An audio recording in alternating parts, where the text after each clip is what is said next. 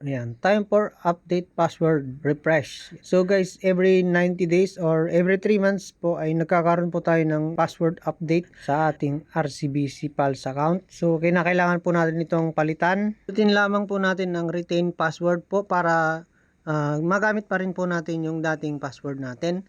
Ayan, so pindutin lang natin ang agree at magantay ng OTP sa inyong cellphone text.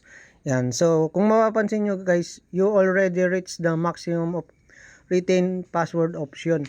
So, ibig sabihin, nagamit ko na po yung maximum retain password option, kaya kailangan ko na po siyang i-update password.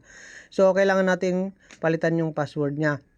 So, pindutin natin yung update my password. Yan. At syempre, ilagay lang din natin dito yung nating lumang password. Yan. So, kung natatandaan nyo pa yung password ninyo, maganda kasi hindi na kayo mahihirapan. So, halimbawa, maglalagay tayo ng dating password natin. Yan. Kung nailagay na po ninyo yung dating yung password, pindutin lang ang continue. Yan. So, dinoble check natin ito kung tama nga ito. Kasi, mayroon akong listahan ng dati kong password. Yan. So, kung pag tama naman, pindutin lamang ang continue at maglagay ng bagong password mga idol. Yan. For example lang, kailangan mong maglagay ng at least 8-digit character number pataas. Yan. So, at kapag na-verify mo na po na tama or na-confirm mo na siya na tama, pindutin mo lang ang continue. Yan. So, yung password at saka confirm password ay dapat tugma. Yan.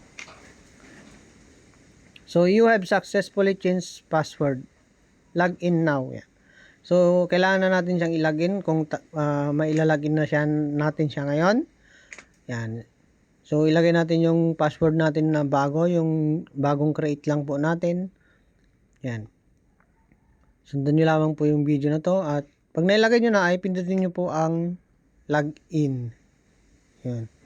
So, dalawang option dito guys, kung ang cellphone ninyo ay mayroong fingerprint or biometric activate, pwede din yung pindutin yung activate now. Pero kung ang cellphone ninyo ay wala naman pong biometric or fingerprint, pwede nyo yung pindutin ang do it later.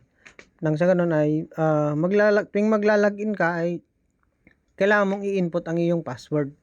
So, kung activate now ang pipindutin mo, guys, ang gagamitin mo na lang dyan is yung fingerprint ng iyong cellphone pang login sa iyong account. Yan. So, ganun lang mga idol.